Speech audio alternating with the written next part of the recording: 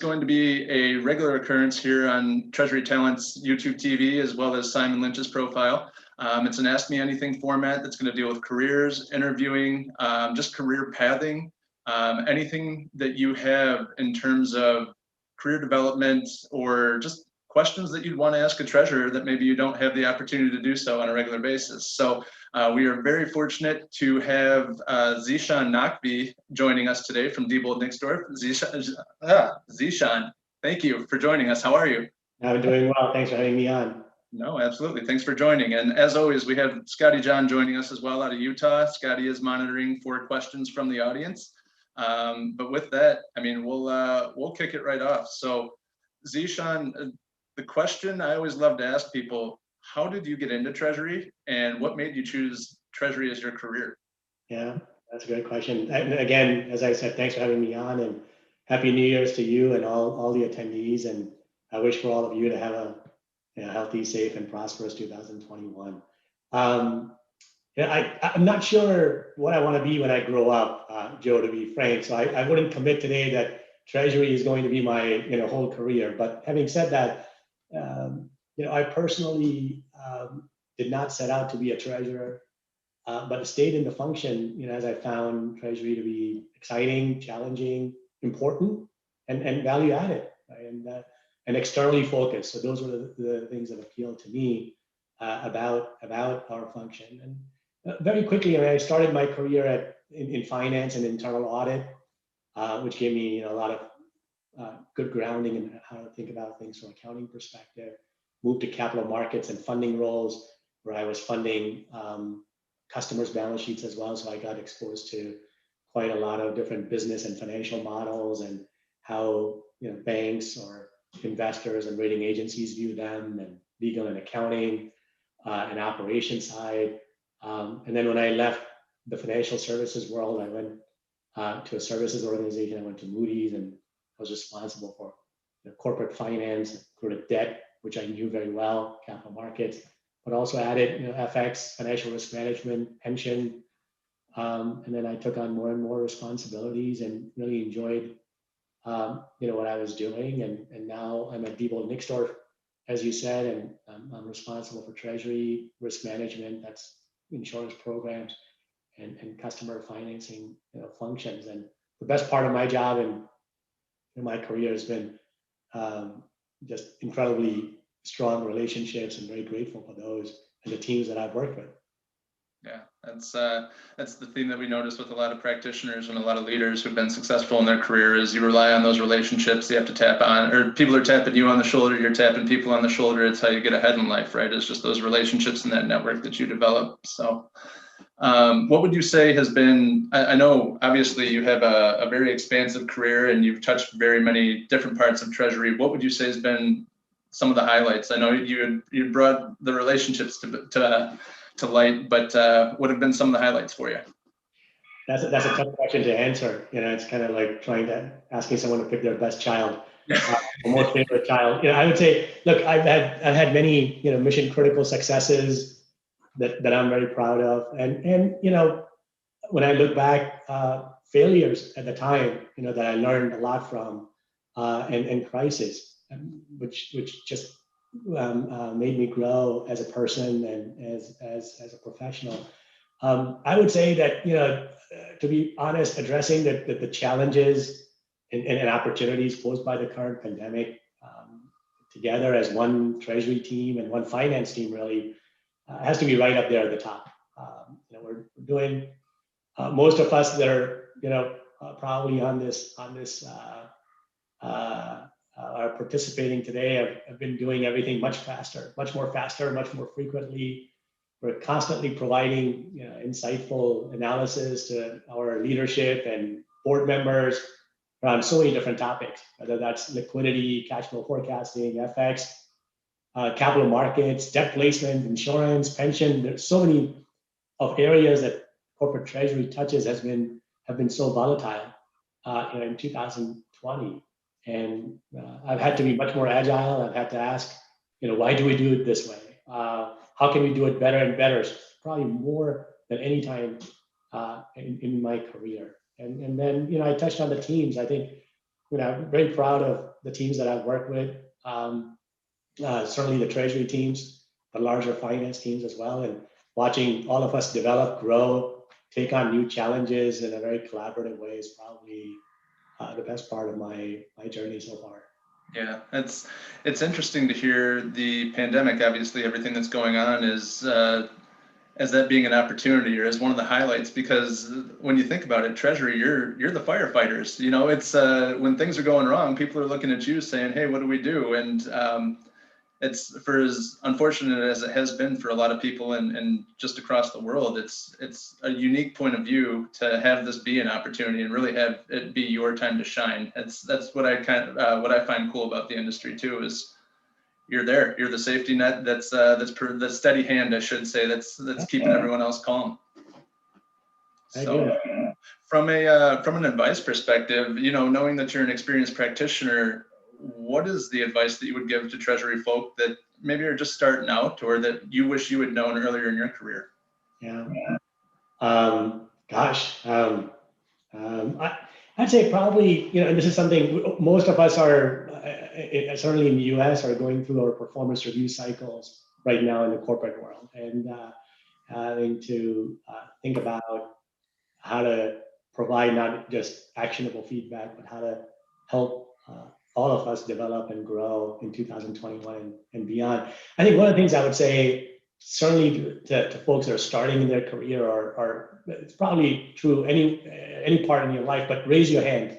You know, if you have an opportunity to help with something, even if you know, I can't tell you how many times I see people that wait. You know, they're waiting for their managers to tell them to do something or ask them.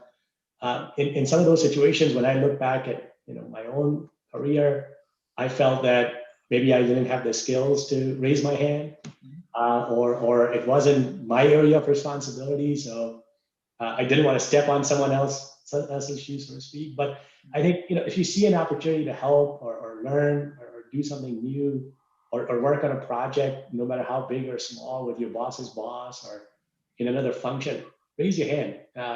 Those will come out to be in your favor 9 times out of 10, if not harder. And then I think for those of us who are, you know, aspiring for more responsibility, I would suggest that, you know, taking some measured risks.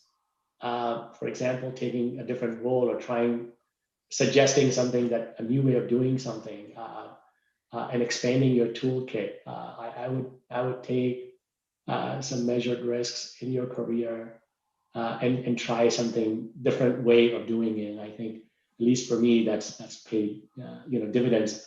Whether you succeed at it or don't succeed at it, either way, you're going to learn a lot about yourself and grow your career. Yeah, it's that I definitely echo that sentiment, and I think that's great advice. You know, we talk about it all the time. Treasury practitioners being naturally risk averse. Sometimes that floats over into the personal development, where you don't want to put yourself out there. You're afraid to jump in with 2 feet if you're only 85% of the way there, because you might sink. But you know, if you have a leader and taking those calculated risks, if you have that leader who is willing to let you take those calculated risks, and knowing that it's still a controlled environment, that anything you do isn't going to completely sink the company or anything. I mean, jump right in and learn something new. Absolutely. And that's appreciated a lot at all levels of the organization. And that's good advice for myself, right? My boss is expecting me to do the same as well. Yeah, absolutely. Absolutely. It's a crucial part of leadership as you evolve from an individual contributor into a leader as well. So, along those lines, mentioning your team and everything, what are the key things that you look for when you're hiring direct reports into your team? Yeah, and that's a great question. I think my answer. So my direct reports are, you know, going to be most likely at director or VP level, right? And in corporate treasury environment, they'll be typically responsible for multiple disciplines inside treasury. Most of us work with, you know, in a small team environment with a lot to get done. So it's you know, we have to wear many hats.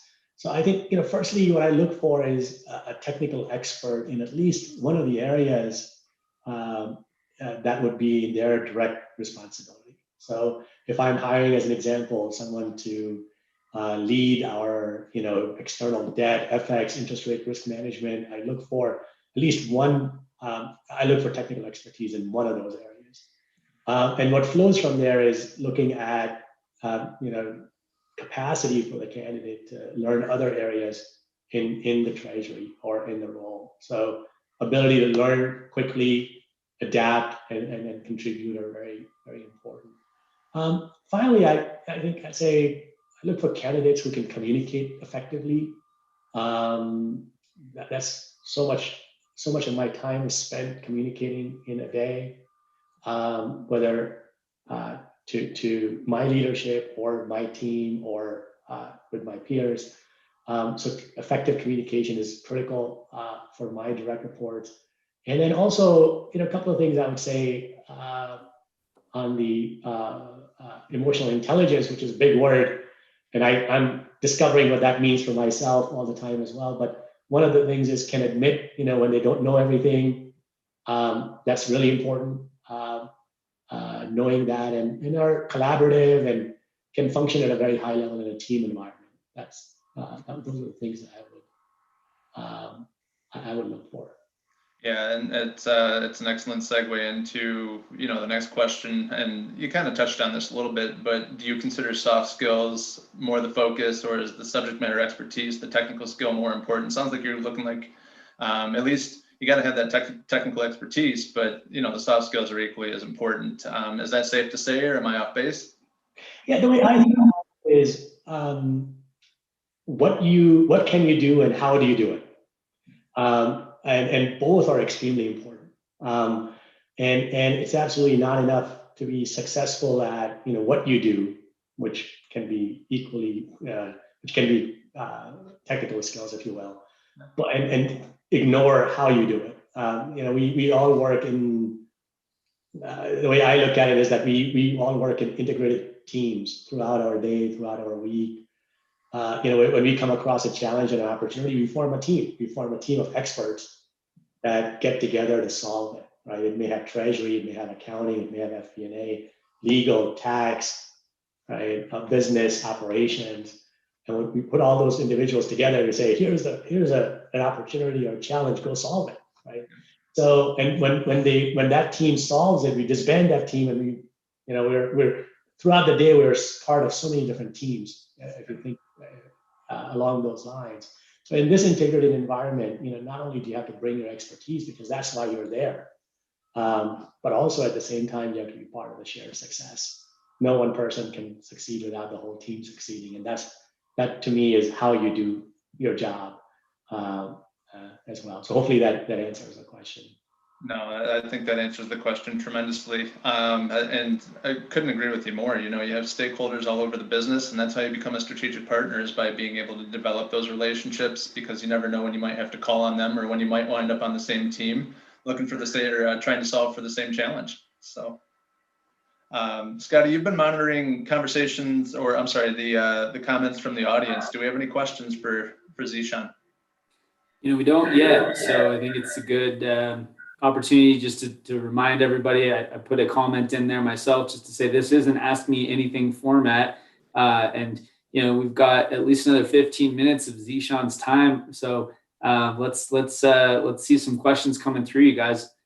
Right as I speak, it looks like there is a question that came through. So the question is, what are the best ways to innovate Treasury Department? What are the best ways to innovate the Treasury Department? I'm going to leave it at that for now. It's a little bit longer question. Let me see if I can synthesize the rest of the question. But that's a good question. I mean, innovation. You don't associate innovation with finance, right? Generally speaking.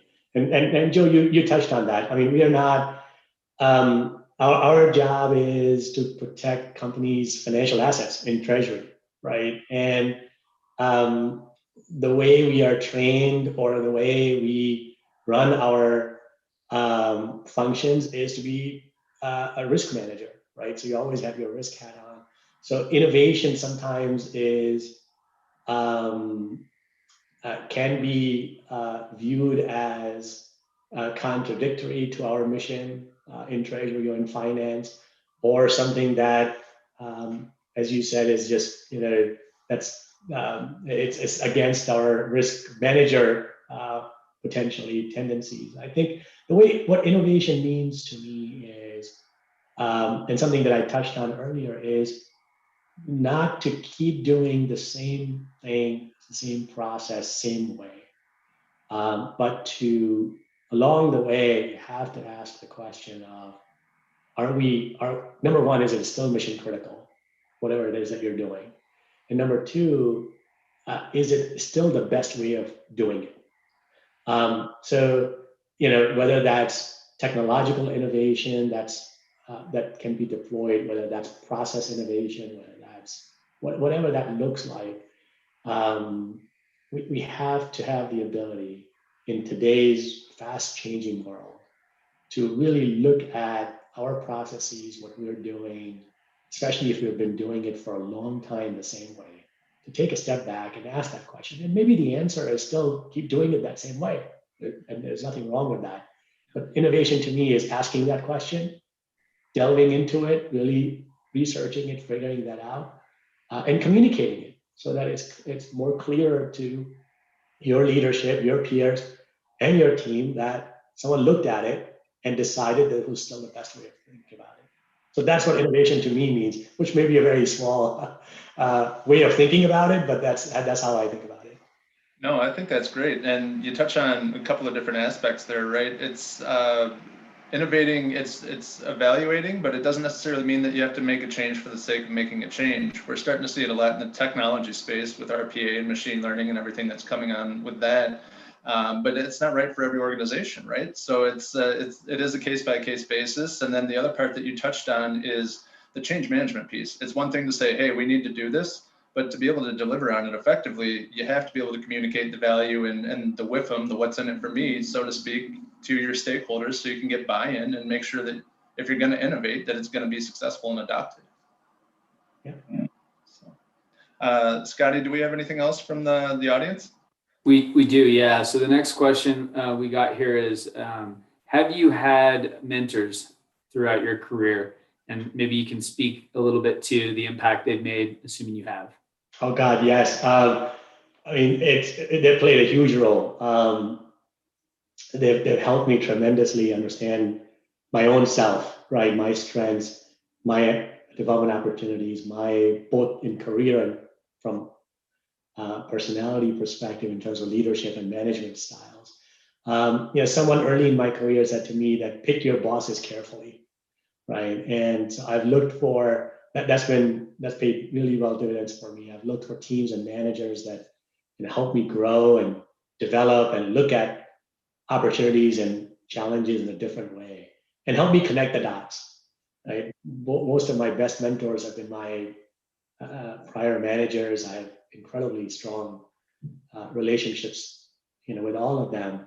But I would say that it's very important for all of us to have whether official mentors or structured mentorships, but certainly have folks that you're bouncing ideas with, have individuals in your professional life, certainly as we were talking about it, that can help you think about a problem or an opportunity or solution in a different way.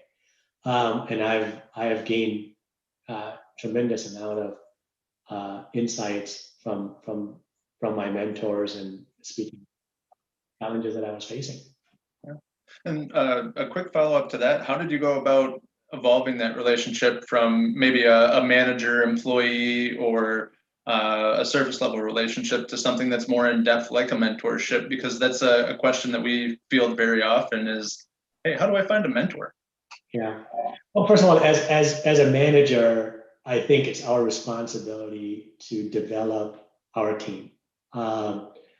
It's extremely important. There's just no other way for me to think about it. So I encourage both myself and my directs to spend considerable amount of time. I'm only as good as my team at the end of the day. And so I think if someone out there is not getting that from top down, you're not getting that time you're not getting that, I would ask for it. That's I think it's the responsibility of every leader and every manager to spend that time to help develop people and at least provide feedback. So, I was fortunate enough that I picked managers, or I was in situations where developing me or their teams was important to those managers. But be proactive. As I said, raise your hand if you don't think that your manager or your leader is spending enough time with you, if you don't have enough feedback on how you're doing, I would set up feedback sessions. I wouldn't set them up every week, but I would set them up, once a quarter, once every 6 months, and have that conversation around how am I doing, right? What can I be doing better? Where am I not doing as well as I should be? And what are the areas for my development? So I encourage, again, myself and my direct reports to not just have that conversation once a year as we're reviewing performance, but to have it throughout the year. Yeah. And something that you indirectly touched on is that starts with the interview process. As you're getting to know the company, you're getting to know the hiring leader. It plays into people's evaluation criteria of, can I learn something from this person? It's going to be a mutual relationship. It's not just a paycheck, and that's how you get more engaged employees. And yeah, it's I absolutely love that answer. I just want to give you some direct feedback there. So, Scotty, what else do we have?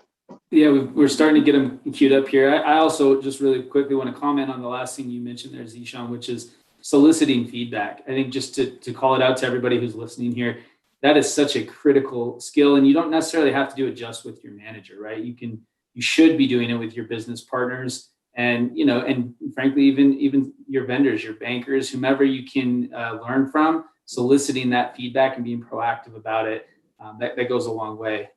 So, like I say, we've got a couple of questions now. They're starting to stack up, which is great. This is a really good question. So, when an organization tends to view their treasury as operational and administrative, how can we influence stakeholders of the value treasury adds to the success of the company?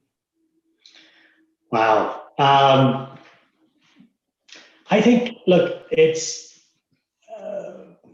a great question. I have to say that I think it starts with nothing we do is purely operational in treasury. In most of the global treasuries that I've been a part of, we are central to the company's success, and we have to communicate that. We have to help other leaders understand the value add that we bring, and that can happen at any level in treasury. Most of the time, my team is interacting with, as I talked about, integrated teams. All of you in treasury are working with multiple different stakeholders every day, and making sure that helping them understand what you bring to the table. I think it's very important, and I think it's I don't want to just kick it up to your treasurer or an assistant treasurer or whatnot, but it's their job to also advocate for your team. If your team is only really doing, if you really believe that you're really only doing operational work, that's also extremely important for the company, right? Someone has to keep the lights on every day, and there's a lot of appreciation for that. I have a lot of appreciation for that in my group and other finance teams and operations team, because without them, we wouldn't function as a company. We wouldn't be able to make payroll or pay people or vendors or collect. And so everything that we do in treasury or we touch is mission critical. And if you're not thinking of it that way, you're not feeling it that way, I think it's time to really take a step back and evaluate what you're doing and start communicating in those terms as well. Yeah, and I think you run into that challenge at times because of what you guys do. It's so specialized, and if you're not in it, you don't understand it. So don't make the assumption that other people know you're doing what you're doing or how you're impacting the organization. You kind of have to sing your own praises wherever you can at some point. Yeah, I agree. I mean, we spend a lot of time, we're undergoing a lot of our banking synergies and consolidations, and that's not quote unquote, very visible, or it can be classified as an operational role, but it touches so many different areas of the company in bringing efficiency that if I would think of it from all the way from not only saving on bank fees, but someone doesn't have to reconcile that bank account. better controls, right? We don't have to maintain users in that bank account, and better bank relationships, right? We're able to consolidate and have deeper relationship with that. So it's a very specific example, but everything that we do has a lot of different impact and positive impact on the rest of the company. Yeah, and there's a thread throughout this conversation, with regard to when you talk about some of the highlights and the relationships you've built over time, and you talk about some of the soft skills you look for, including communication. Being able to, again, communicate some of this stuff to your stakeholders and other parts of the company is critical. And Joe and I both, I think I can safely speak for him when I say we're absolutely amazed by the function, and we'll continue to advocate for you guys as well from the outside in terms of what you're doing for an organization, kind of behind the scenes. So this next question is focused a little more internally on the team. And essentially, the question is, when you have somebody who's been in Treasury for a long time and is used to doing something a certain way, they tend to become resistant to change. So, what do you do to engage them and help them embrace change and innovation? Yeah, and I think it can't just be an external, right? We're living through a time where change, change is constant, right? And not only change is constant for the sake of change, but the business environment that our companies are operating in are changing so rapidly, and we have to adapt.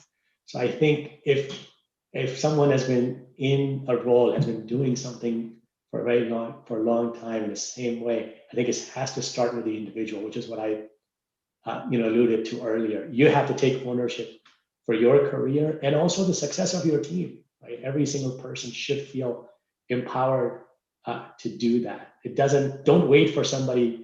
I think I talked about that earlier as well. Don't wait for your manager to tell you to change, or wait for your boss's boss to say, "Oh, we're going to have a change management now," right? That it's not.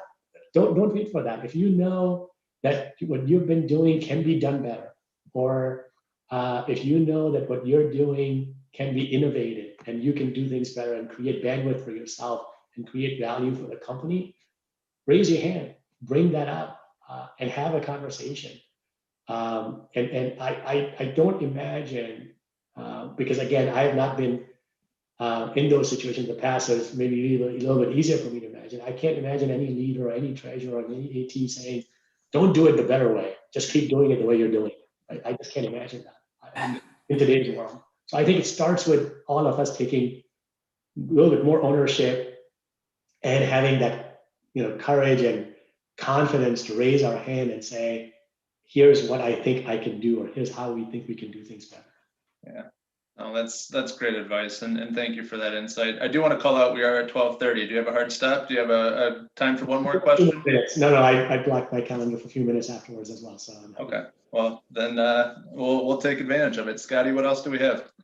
Yeah, that's the only other question we have. I know, I think we already addressed the text in question, Joe. I just really quickly want to comment on, for those of you watching, I would argue it's likely you are part of that cohort that does embrace change and continuous improvement. Otherwise, you wouldn't be here. So I think that message should hopefully resonate with everybody who's on the live here today. But yeah, Joe, if you want to get to the text in question, it looks like we don't have any additional, at least as of right now, on the comments. Yep, absolutely. So a question that we field, and we had talked a little bit about this beforehand, but we field quite frequently: how do you feel about CFA and CTP certifications, and does it make a difference to you when you're looking to hire a practitioner? Yeah, that's a great question. I think anything you can do to continue to invest in yourself and learn new skill set or different skill set is welcome, whether that's in a formalized certification or training program or any other ways. I talked about what I look for when I'm looking for my direct reports. I look for more capability. I look for technical expertise in at least one or two areas of Treasury. And I think it's not, at least to me, when I'm looking for my direct reports, CTP is not a very big differentiator between the individuals. But I think as many of us are starting our career or building our career in Treasury, it's always great to learn what else is going on in Treasury, right? And that could be in the format of CTP or through other means that you may have in your company or outside, and continue to invest in yourself. So that's how I would answer that question. Oh, perfect. It definitely aligns, and I'll speak for Scotty here. It aligns with what the two of us think, and it's great to hear from a practitioner's perspective opposed to the two of us talking about it. So really appreciate that insightful answer. Scotty, do we have anything else? Nope, I think that's it. All right, well, with that, Zeeshan, we'll take you off the hot seat. Thank you so much for joining us, and Treasury community, as always, thanks for joining. Thanks for watching. Thanks for interacting with questions. We will be back next Friday. If you need anything in the meantime, feel free to reach out, and we'll talk to you then. Thank you.